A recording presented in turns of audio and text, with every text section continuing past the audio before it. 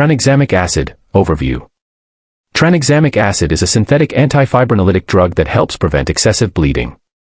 It works by stabilizing blood clots and is commonly used in surgical procedures, trauma, and various bleeding disorders. Pharmacological class. Tranexamic acid belongs to the antifibrinolytic agents. It is a synthetic derivative of the amino acid lysine. Mechanism of action. Tranexamic acid inhibits fibrinolysis by reversibly blocking lysine-binding sites on plasminogen.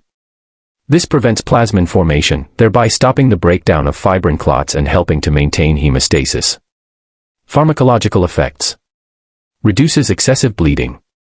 Stabilizes formed blood clots. Decreases blood loss during surgery or trauma. Indications/uses.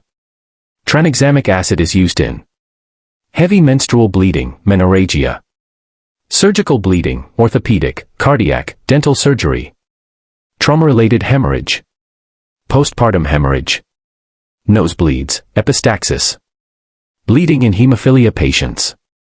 Dosage.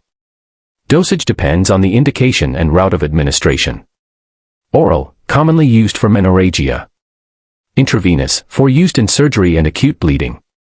Topical, used in dental procedures. Dose should be adjusted according to patient condition and renal function. Pharmacokinetics.